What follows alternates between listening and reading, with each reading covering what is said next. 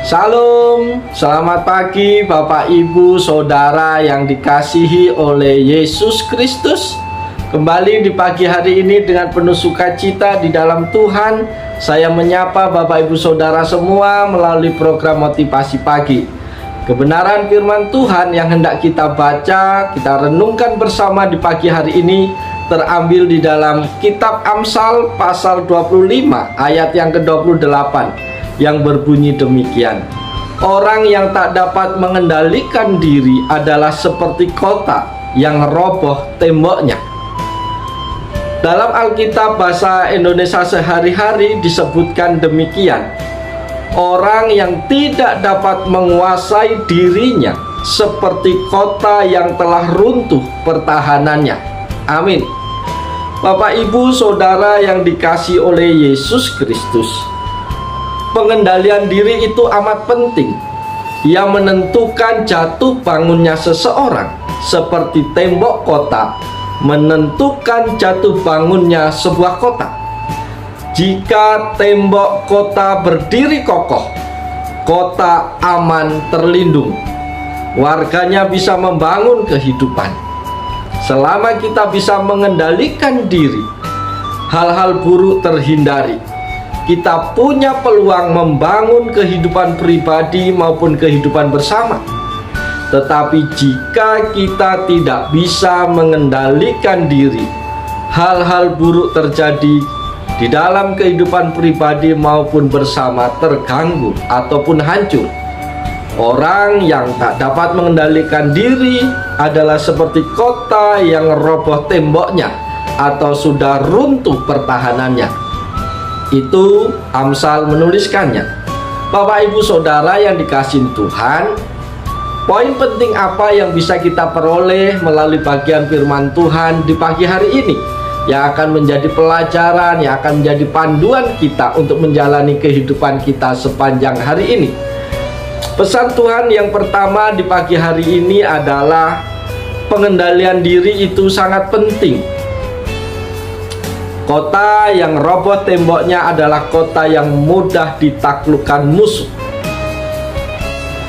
Sebab tembok adalah sarana pertahanan yang kuat dan ampuh pada zaman itu. Mengendalikan diri ibarat tembok bagi hidup kita. Dalam Alkitab ditemukan berbagai contoh kegagalan hidup manusia karena tidak dapat mengendalikan dirinya.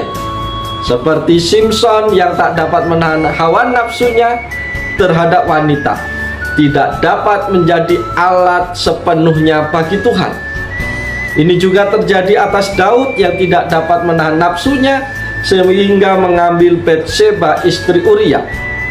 Contoh yang lain adalah Akan yang tidak tahan melihat kekayaan perak, jubah dan sebatang emas sehingga ia mencurinya. Dan akibatnya ia membinasakan dirinya sendiri dan keluarganya. Hal yang sama juga dialami oleh Yudas yang tidak tahan menahan diri terhadap keinginan untuk memiliki uang banyak sehingga ia menjual gurunya sendiri. Itu pesan Tuhan yang pertama bagi kita pagi hari ini, bahwa pengendalian diri sangat penting. Pengendalian diri menentukan kehidupan kita. Oleh sebab itu, mari kita sungguh-sungguh mengendalikan diri. Yang kedua, pesan Tuhan bagi kita adalah tanpa pengendalian diri sangat berbahaya dampaknya.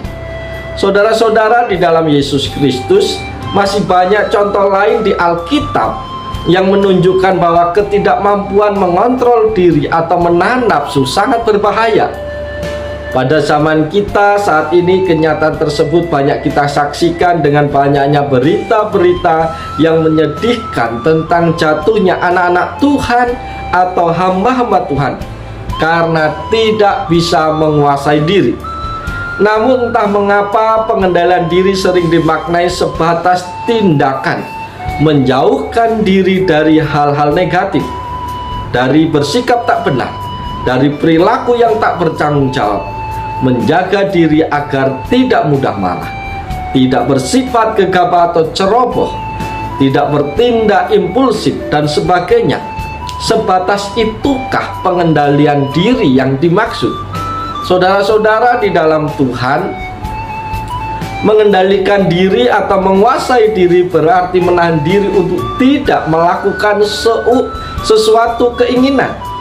Bila hidup kita dikuasai oleh keinginan duniawi, kita akan mudah untuk terjerumus ke dalam dosa. Itu berarti tembok pertahanan kita roboh.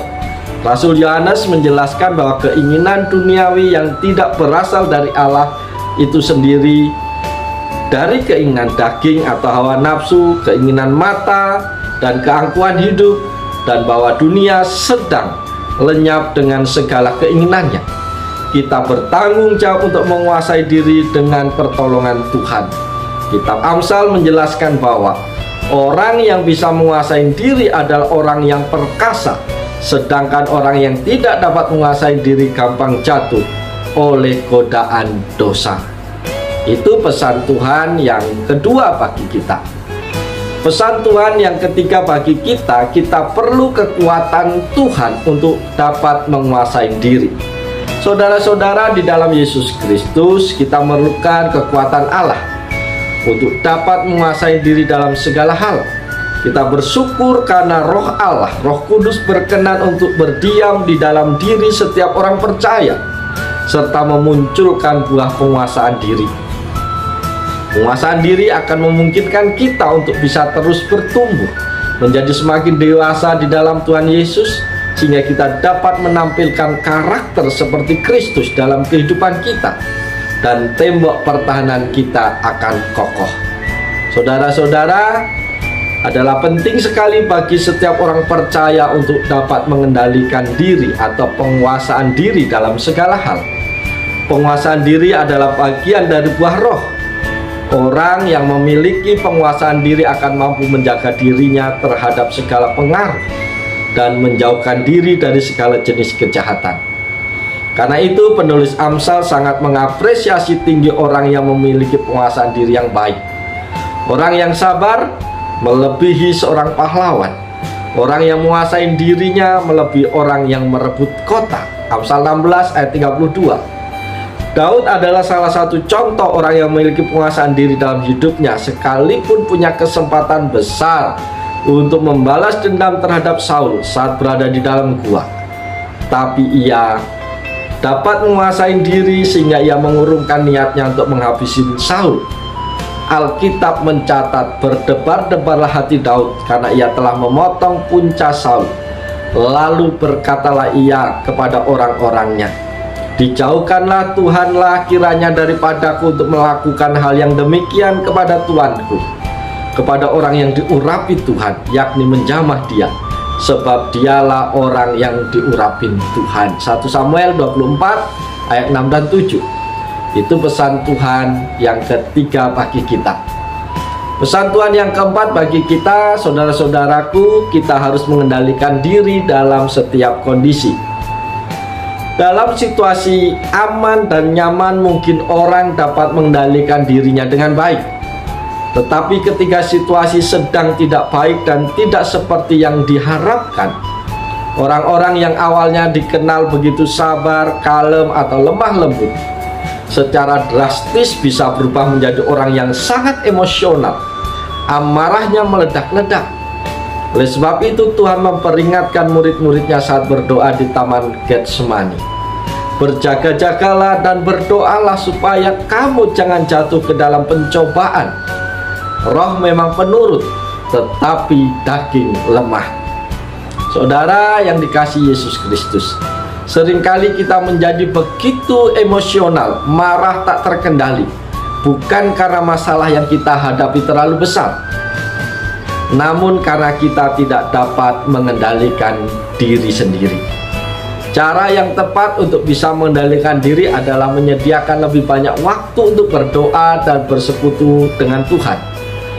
Dengan berdoa kita akan menjadi tenang dan berada dalam pimpinan Roh Tuhan, sehingga perkataan dan perbuatan kita terkontrol. Selain itu, teruslah berlatih untuk meningkatkan keterampilan dalam mengelola emosi kita. Ingatlah, untuk memiliki penguasaan diri ada harga yang harus dibayar, yaitu rela hati untuk dipimpin oleh Roh Kudus. Karena itu, bergaul kariblah dengan Tuhan dan Roh Kudus. adalah satu-satunya cara untuk bisa memiliki penguasaan diri. Para sahabat yang dikasihi dan yang diberkati Tuhan, pagi hari ini kita sudah bersama-sama mendengarkan firman Tuhan tentang pentingnya penguasaan diri. Mari jangan biarkan firman Tuhan lalu begitu saja dari hidupmu. Simpan baik-baik di dalam hatimu, biarlah itu termeterai dalam hidupmu, sehingga engkau menjadi pelaku-pelaku firman Tuhan, sehingga engkau bisa mempraktekkan firman Tuhan dalam hidupmu, yaitu engkau mampu menguasai dirimu dalam segala hal. Dengan demikian, ketika kita bisa menguasai diri kita, maka banyak hal yang bisa kita lakukan untuk memuliakan Tuhan. Oleh sebab itu, mari kita jalani hari ini dengan penuh sukacita, tetap semangat, jaga kesehatan. Yakin dan percaya Tuhan tidak pernah meninggalkan kita sedetik pun. Ia selalu beserta kita untuk menolong, untuk memberkati, sehingga apapun yang kita lakukan sepanjang hari ini, Tuhan buat menjadi berhasil, dan kita bisa menikmati segala kemurahan Tuhan. Selamat pagi, selamat berkarya. Tuhan Yesus memberkati kita semua. Salam.